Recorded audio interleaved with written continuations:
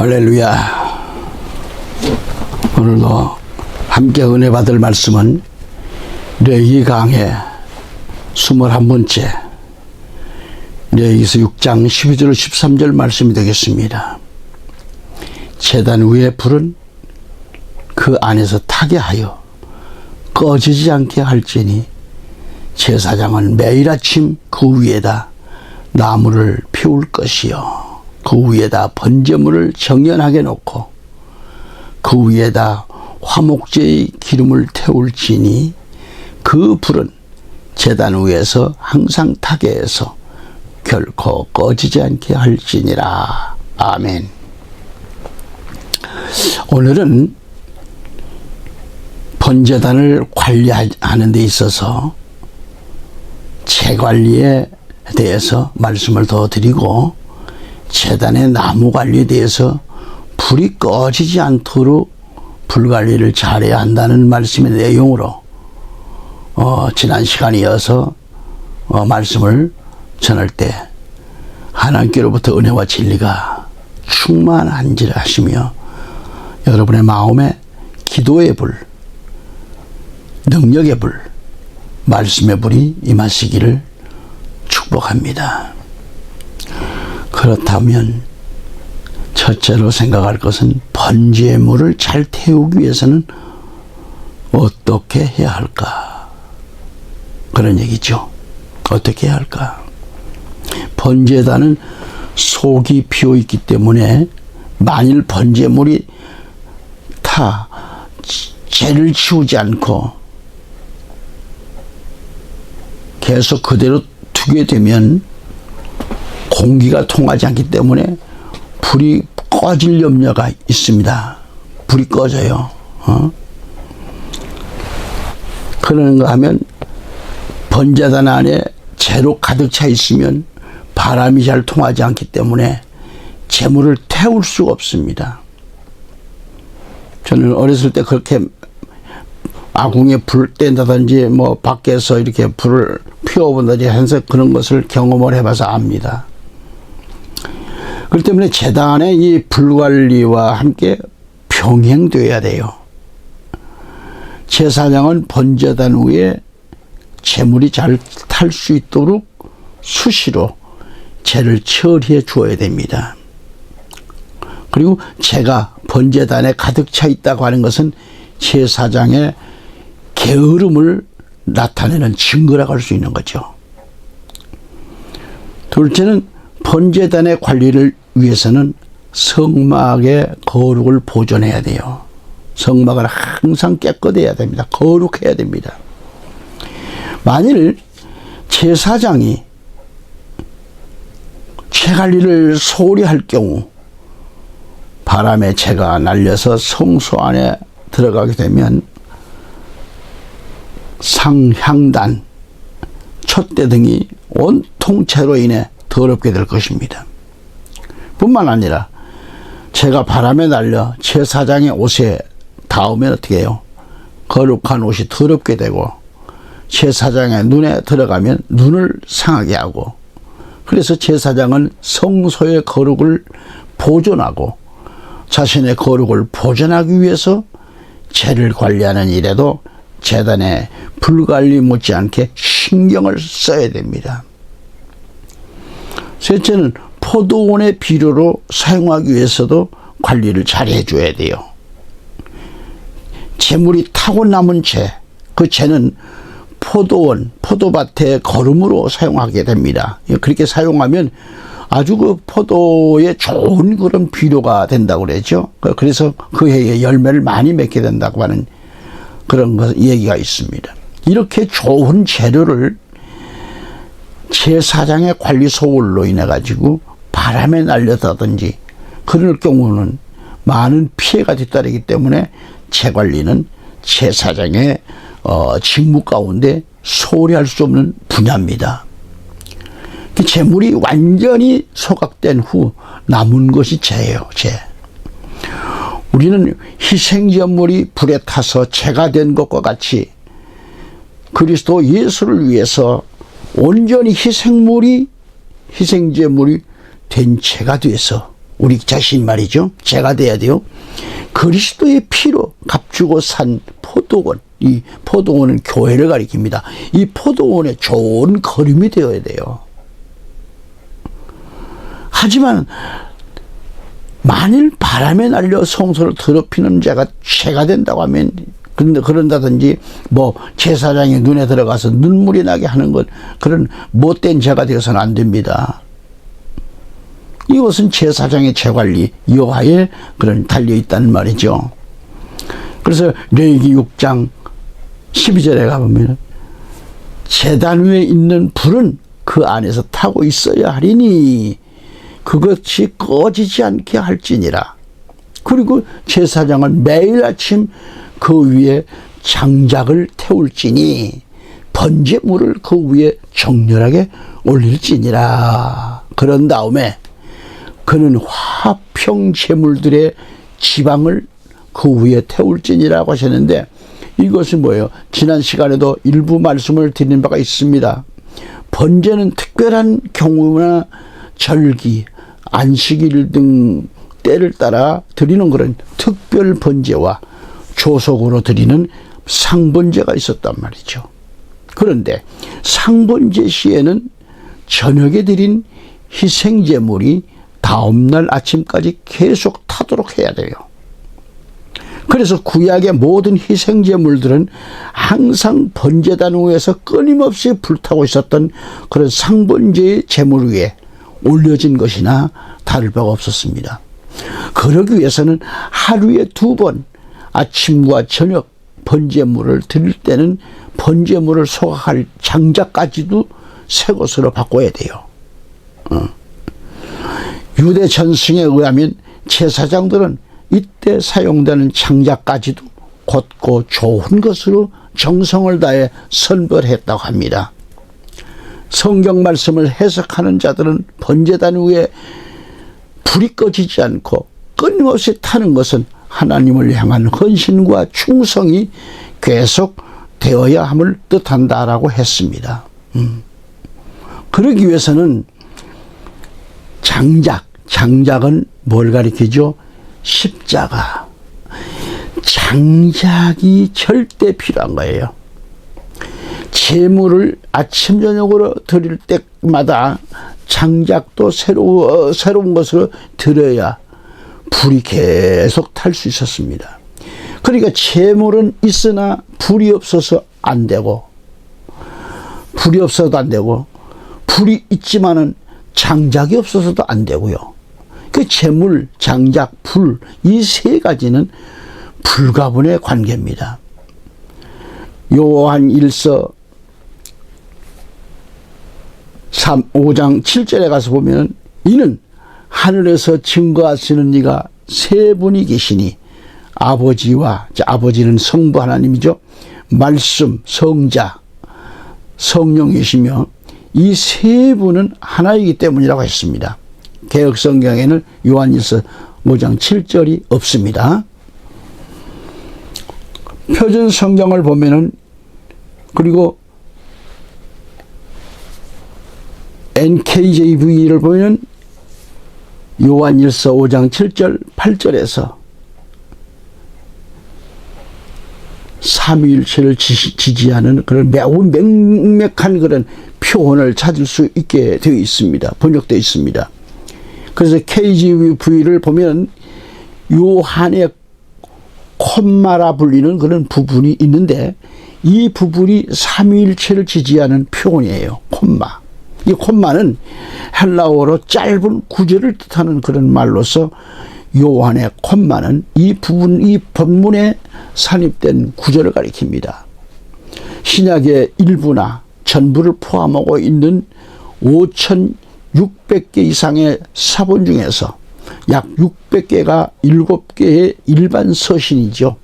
요한 1서, 2서, 3서, 베드로전서, 후서, 또 야고보서, 유다서를 포함하고 있는데, 그중 하나가 요한 1서입니다.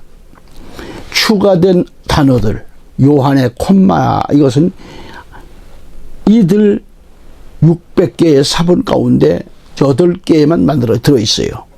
이 8개의 사본에 대해서는 다음에 또 시간이 되면 대로 소개하고자 합니다. 다시 번제단 위에서 희생된 제물은 하나님의 어린 양 예수님을 가리키고요. 요한복음 1장 29절에 번제단의 장작나무는 예수님이 지신 저주의 나무 곧 십자가를 뜻합니다. 갈라디아서 3장 13절에. 그래서 불은 죄값을 치르기 위한 십자가상에서의 심판과 고난을 의미합니다. 베드로전서 1장 7절에. 그리고 번제단 위에 불이 꺼지지 않고 끊임없이 타오르듯 하나님을 향한 헌신과 충성이 계속되기 위해서는 장작과 십자가를 매일 져야 한다는 말씀입니다. 아멘. 매일 져야 돼요. 그래서 번제단 위에 장작나무가 없는 불이 있을 수는 없는 것과 같이 십자가 없는 기독교는 존재하지 않는 겁니다. 누구든지 그리스도의 제자가 되고자 하는 자는 자기를 부인하고 자기 십자가를 지고 그리스도의 뒤를 쫓아가야 한다는 것이 마태복음 16장 24절 말씀이에요. 아론의 자손들이 아침 저녁으로 번제단 위에 좋은 장작나무를 가져다가 놓아야 했듯이 그리스도의 제자들은 장작나무 즉 십자가 관리를 잘해야 합니다. 나무 없는 십자가 없는 제단은 불 꺼진 제단인 거죠. 또한 제물은 피를 가리킵니다. 이 피 관리를 잘해야 돼요. 레위기 6장 12절에 제단 위에 불은 그 안에서 타게 하여 꺼지지 않게 할지니 제사장은 매일 아침 그 위에다 나무를 피울 것이요 그 위에다가 번제물을 정연하게 놓고 그 위에다가 화목제의 기름을 태울지니라고 했는데 제사장은 제단의 불, 장작, 제뿐만 아니라 제단에 버려진 이 제물, 이 피를 말하죠. 제물의 관리도 잘해야 됩니다. 하나님께 드리는 이 화제, 제사장의 몫인 요제와 거제, 그리고 헌제자가 차지하는 몫에 대하여 성경의 기록대로 분배할 수 있어야 하는 거죠. 더욱이 제물에 대해서 가장 소중한 피 관리는 신중히 취급해야 됩니다. 총론에서 언급한 대로 레위기는 일명 피보험이라고 그러죠. 제물의 피 관리를 잘 할 줄 모르는 그런 자는 전혀 제사장의 자격이 없습니다. 하나님께 희생제물을 드릴 때 흠없는 제물을 선정하는 일, 제물에 안수하여 잡는 일, 그리고 제물에 각을 뜨는 일 등은 모두 경배자가 하는 일이지만 피를 사용하여 속지 않은 일만은 제사장의 몫이었다는 것이죠. 그 다음에 죄를 속하기 위한 피의 처리입니다. 지성소에서는 뭐예요? 인간의 본질적인 죄를 처리하는 거죠. 레위기 16장 1절 34절까지죠. 그리고 성소는 뭐 하는 거예요? 제사장 및 회중의 죄를 관련 레위기서 4장 3절로 21절의 얘기입니다. 그 다음에 번제단이라는 것은 개인의 죄를 취급하는 거예요. 레위기 4장 27, 31절까지 말씀이에요. 다시 레위기 6장 12절을 돌아가면 화평제에 기름을 태울지라 그랬어요. 화평제요. 기름을 태우라.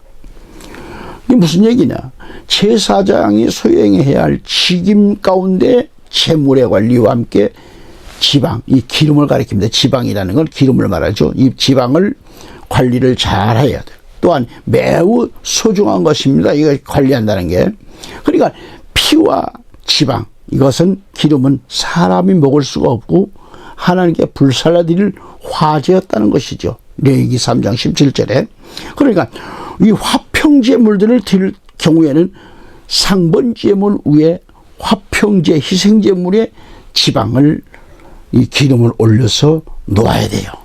이러한 원칙은 비단 화평제뿐만 아니라 다른 모든 제사에도 공이 적용되어 있습니다. 성경에서 지방, 이 기름은 성령을 상징하고 있죠.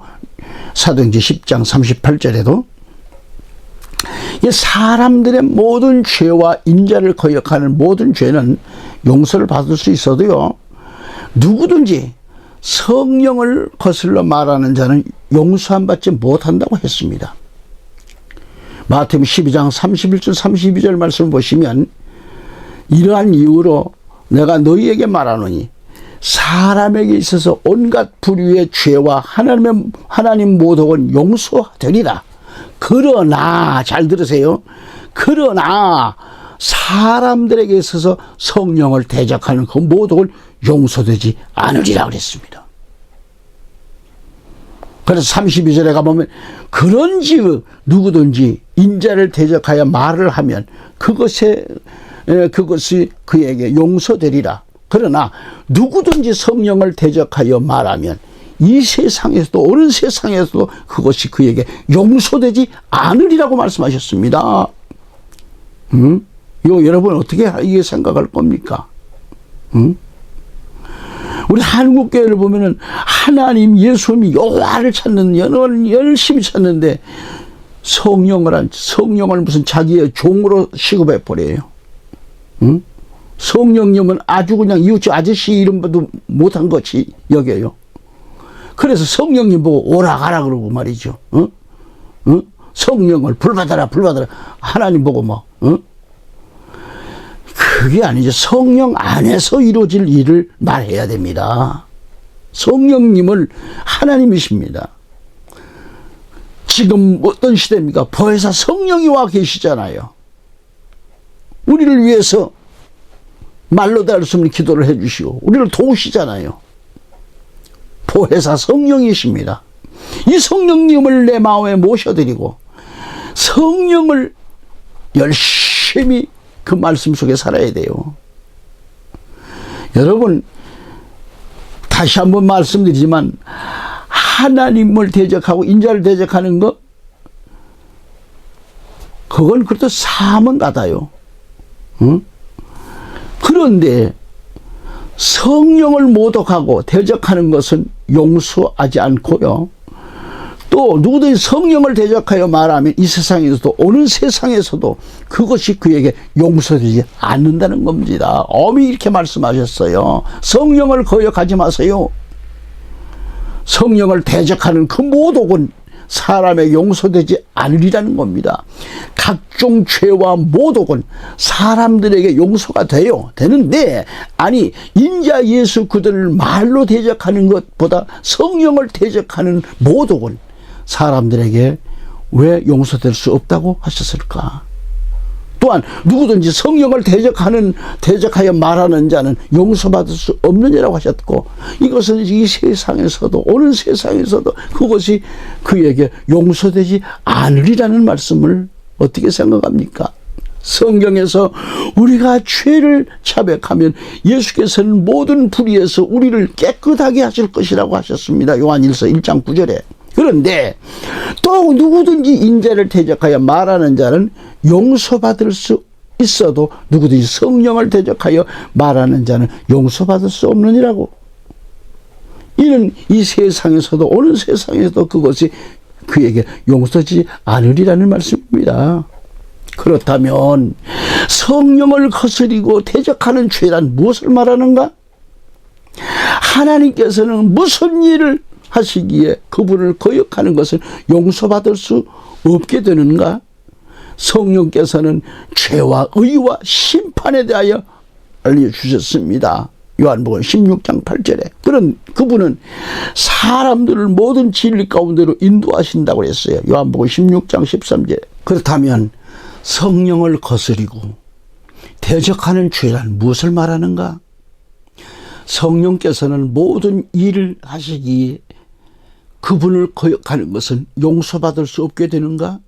성령께서는 죄와 의와 심판에 대하여 알려주셨습니다.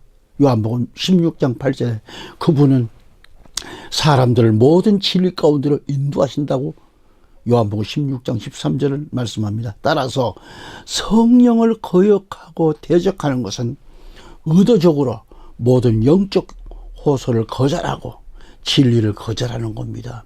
그러므로 용서받지 못한다는 죄는 성령께서 주시는 회개하고 진리 가운데 거하라는 호소를 거듭거듭 거역하여 마침내 마음이 굳어져서 더 이상 성령의 호소에 반응하지 않는 상태를 가리키고 있다 이거죠. 따라서 그는 용서받을 수 없는 자리, 멸망으로 들어갈 자리를 스스로가 결정해 둔 자입니다. 예수 그리스도께서 이 세상에서도 어느 세상에서도 마찬가지라고 하셨어요. 이것은 죄사함을 받지 못할 것이라고 선포하셨어요. 이것은 바로 성령을 거스리는 모독죄를 범한 사람은 영원히 사함을 받을 수 없는 그런 위치, 즉 마귀 악령들과 같이 하나님의 용서와 자비의 범주에서 완전히 벗어나 있음을 의미하고 있는 거예요. 거듭 말씀드리면 성령을 거역하는 자는 전혀 회개 가능성이 없다는 말이죠. 그러므로 제사장은 제물의 피, 그리스도의 보혈을 가리킵니다. 이 피와 기름은 성령을 가리킵니다. 기름의 관리를 잘 해야 할 막중한 사명이 여기에 있었다는 거죠.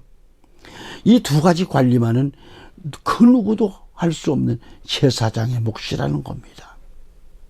또한 제사장은 말씀 관리를 잘 해야 할 임무가 주어져 있어요. 8절 말씀에 가서 보면은 주께서 모세에게 이같이 일러 말씀하셨느니라고 하셨어요. 여기서 제사장의 이 임무 가운데 가장 중요한 것은 하나님의 말씀을 관리하는 일이죠. 시나이 산에서 모세를 통하여 주신 율법의 말씀을 아론의 자손들에게 위탁하셨습니다. 아론의 자손들은 그 위탁받은 율법의 말씀을 잘 간수할 책임이 있었습니다. 5대 제사법도 모두 다 이 율법 말씀 가운데 기록되어 있기 때문에 말씀 보존의 책임은 제사장에게 있어 가장 중요한 임무라는 사실입니다. 이어서 본문 13절에 가보면 그들은 언제나 제단 위에 타고 있어야 하리라. 그것을 결코 꺼트리지 말지니라 그랬습니다.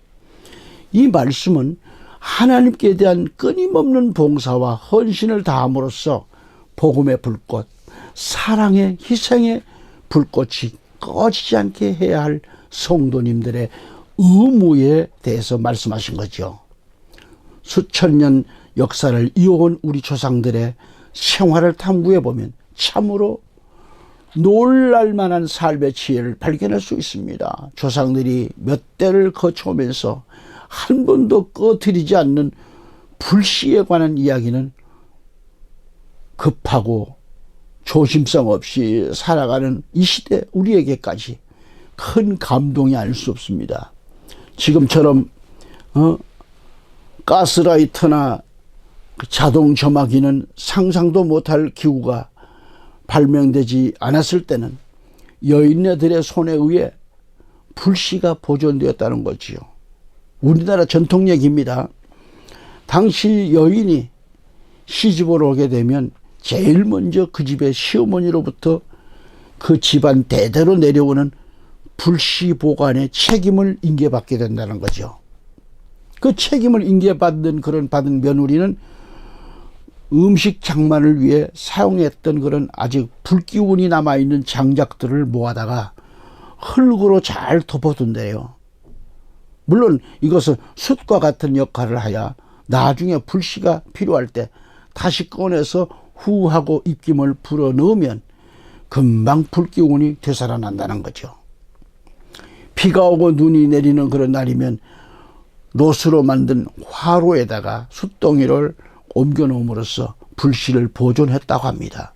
하루도 아니고 365일 아니 수십 년 수세대를 한 번에 쉴 수 없이 계속해서 불씨를 보존한다는 것은 웬만큼 공을 들이지 않고서는 힘든 일이죠. 그러나 우리 조상들은 은근과 끈기와 성실로 마치 자기 생명보다 더 소중히 그 불씨를 보존해 왔다는 말씀입니다. 정말 놀라운 일입니다.